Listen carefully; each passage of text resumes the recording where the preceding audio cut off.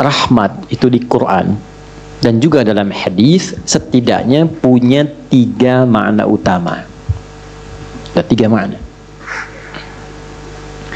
1, solusi dari berbagai macam persoalan hidup. Saya ulang, solusi dari berbagai macam persoalan hidup. Itu diantaranya ditemukan di Quran surah kedua Al-Baqarah di ayat 157. Nah, munculnya ayat 157 ini ada keterkaitan dengan 155 dan 156. Persoalannya di 155, sabarnya 156, solusinya 157. 155, walanabluwannakum bisyai'im minal khauf wal ju' wa naqsim minal amwal wal anfus wath thamarat wa basyiris sabirin. Sabarnya 156, alladzina idza asabathum musibah qalu inna lillahi wa inna ilaihi raji'un. Ayat 157-nya, ulaika alaihim salawatum mir rabbihim wa rahmah wa ulaika humul muhtadun. Itu ya. Baik.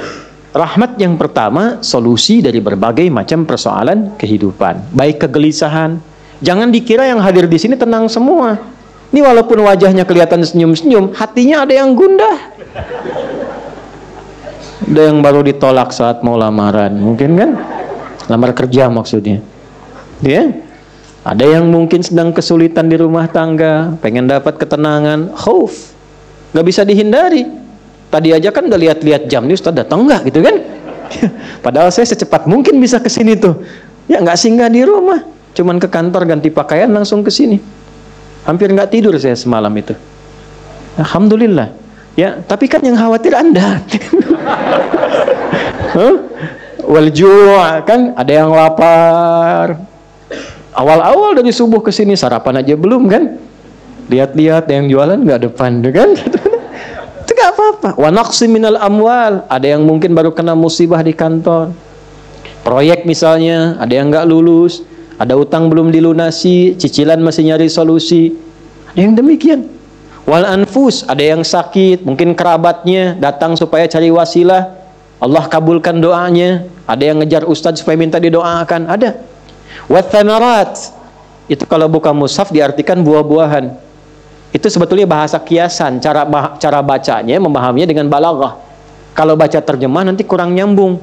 Kalau buah-buahan berarti yang diuji cuma tukang buah. Tukang sayur tidak. Ya. Itu cara bacanya pakai ilmu balaghah, pakai majaz. Maksudnya apa? Kalau buah itu kan didapatkan, dipanen saat mulai pertama kali merawat benih kan? Nanam, dijaga dari hama. Tiba-tiba besoknya mau dipanen, malam-malam diambil orang. Antum yang ikut tender, kualifikasi antum yang jelas, tapi pengumuman orang lain yang ngambil. Itu maksudnya.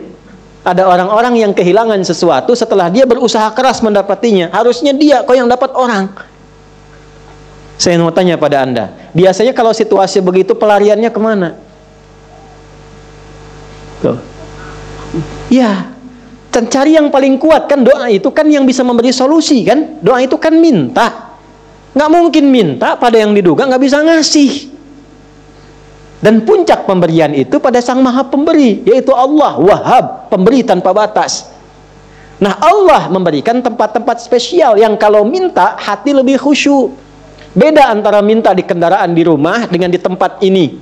Tempatnya lebih tenang, saat masuk saja suaranya sudah lain, aura sudah beda. Apa nama tempatnya? Masjid. Makanya Bapak Ibu masuk masjid ini rasanya sudah lain. Dengan rumah sendiri tenang mana dengan masuk masjid? Masjid. Masuk rumah semewah-mewahnya, tenangnya nggak sama dengan masuk masjid. Begitu dibuka tenang gitu. Insya Allah. Baru masuk kalau punya masalah kadang-kadang sudah terasa dalam. Nangis kan sholat 2 rakaat. Nyender ke tembok, tidur aja. Ya, tenang. Gitu. Dulu di Jepang dulu begitu, ada cerita, kawan saya sedang cerita itu, kan tingkat bunuh dirinya tinggi karena stresnya tinggi. Ternyata kaya itu tidak menjamin bahagia. Maju tidak menjamin bahagia, kan negara maju. Tapi indeks kebahagiaannya belum tentu didapatkan maksimal. Bunuh dirinya banyak, Pak. Saya pernah lewat satu tempat itu yang tiap hari selalu ada 1 sampai 3 orang bunuh diri di situ. Itu Itu masih biasa Ustaz. Ada satu tempat X lah, saya tidak sebutkan ya. X. Itu tiap hari mayat bergeletak di mana aja. Sampai akhirnya wali kotanya punya ide, tapi ini nggak harus ditiru. Nyari solusi yang belum kedapati. Dibikin satu tempat di lokalisasi. Kalau mau bunuh diri di sini aja. Waktunya diatur. Jam 9 sampai jam 11, jam 2 sampai jam 3. Kalau lewat situ datang, tunda besok.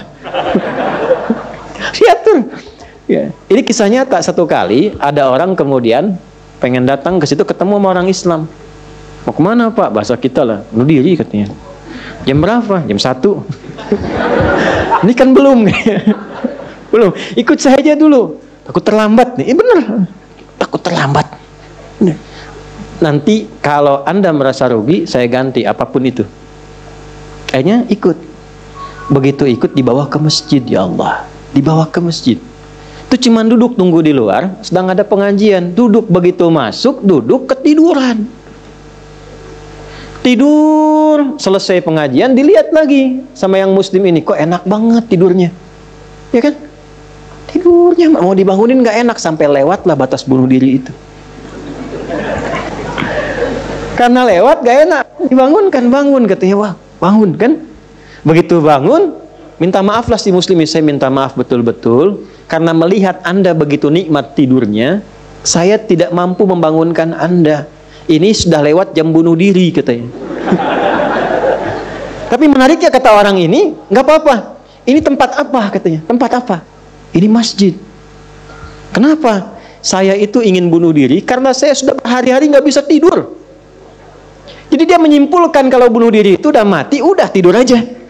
Gitu, saking nggak bisa tidurnya. Tapi kok bisa di tempat ini bisa tidur? Dia belum kenal jamaah Andor.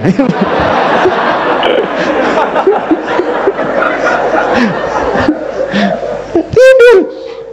Maka diperkenalkanlah dengan masjid. Masjid. Masuk Islam Pak. Syahadu an la ilaha illallah, syahadu anna Muhammad Rasulullah. Itu cuman numpang istirahat samping masjid, masuk Islam. Asbabnya tidur. Tuh. Orang ketiduran masuk Islam. Habis masuk Islam jadi rajin. Ada orang sudah muslim. Masuk masjid banyak tidurnya. Ya. Ayo bangun. Ya. Baik, itu satu. Jadi ternyata kenapa yang pertama rahmat? Karena Allah tuh maha tahu. Nggak ada di antara hidup kita yang nggak punya masalah. Pasti punya persoalan. Kalau sedang ditimpa persoalan, diuji, sabar dulu. Kata Allah, terima dulu. Karena hakikat dari ujian itu untuk meningkatkan kualitas hidup. Dan nggak mungkin diuji kalau nggak mampu. Nggak mungkin. Kaidahnya kan jelas. La yukallifullahu nafsan illa. Jadi kalau ada ibu sedang diuji masalah sekarang begitu berat, memang yang mampu cuma ibu, Bu. Saya nggak mampu. Karena saya nggak mampu, saya nggak diuji. Maka berbahagialah ketika Allah lebih memilih ibu dibandingkan dengan saya.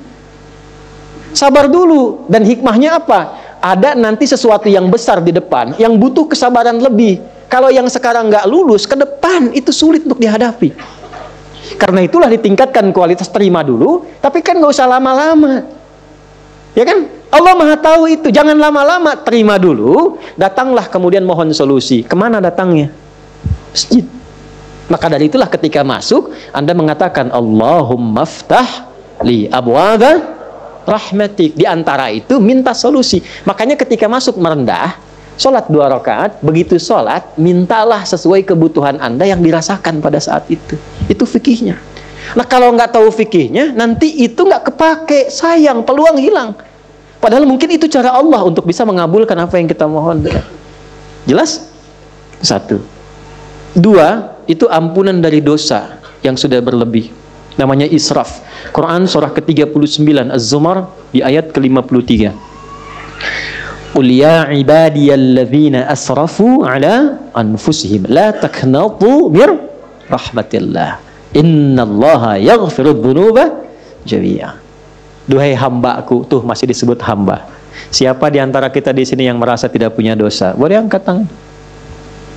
Boleh, silakan. Saya selesai pulang. Pasti setiap kita merasa itu. Dan tidak sedikit orang-orang yang ingin taubat itu mencari tempat. Nah, tidak ada tempat yang paling ideal kecuali ke masjid. Kalaupun nggak ada orang, nggak apa-apa. Datang masuk. Masuk Pak. Mungkin yang menghambat rezeki itu dosa. Yang menghambat perbuatan belum bisa jadi baik, dosa. Ya, mohon maaf, dengan berbagai jenisnya. Dengan berbagai jenisnya. Maka yang terbaik apa? Datang ke masjid. Datang ke masjid. Ya. Ini kisah nyata di masa lalu. Makanya sering baca tuh yang baik-baik lah, kisah salafus saleh, orang-orang saleh di masa lalu. Ada seorang hamba rajin salatnya. Ini sahih riwayatnya. Sahih. Rajin salat.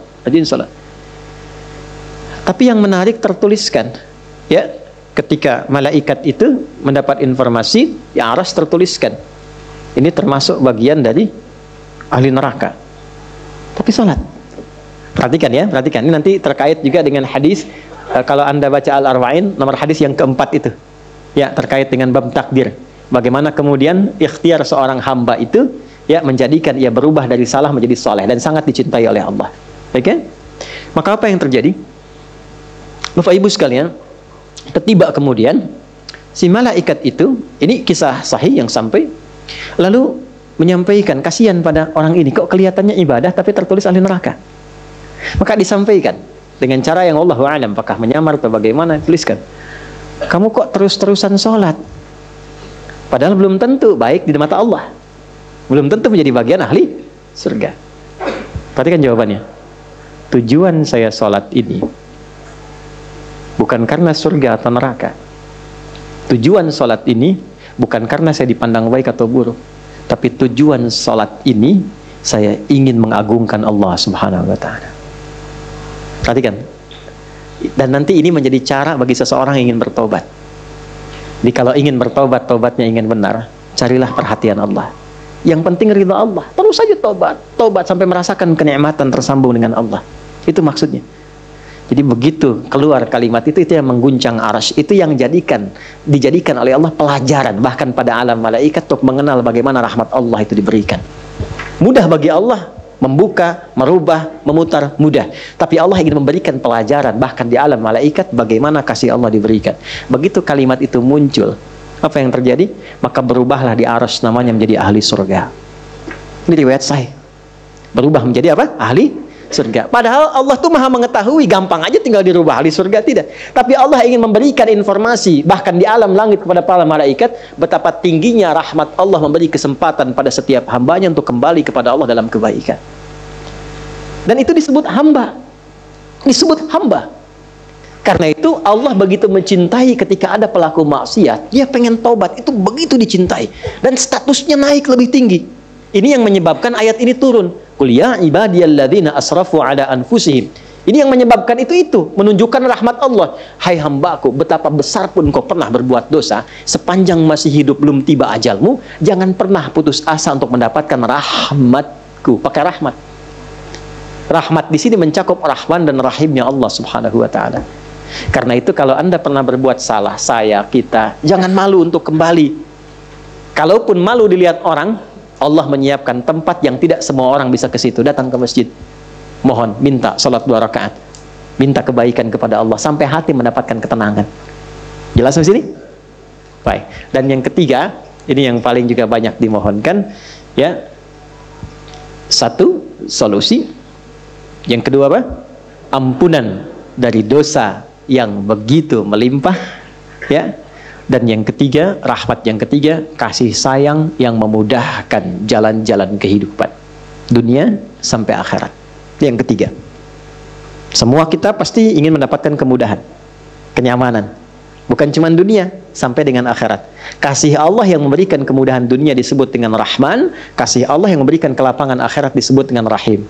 Itu kita baca setiap hari, Bismillahirrahmanirrahim. Maka ketika masuk ke dalam masjid, mohonlah kepada Allah satu dari 3 kemuliaan ini. Kalau ustadznya belum datang, itu manfaat besar. Boleh jadi banyak permohonan, ayo lekatkan di situ, optimalkan. Dan di situ mungkin peluang terbesar untuk mendapatkan apa yang kita inginkan. Jadi, begitu Bapak Ibu mendapatkan satu dari 3 itu, keutamaan bukan? Keutamaan bukan? Hah? Istimewa tidak?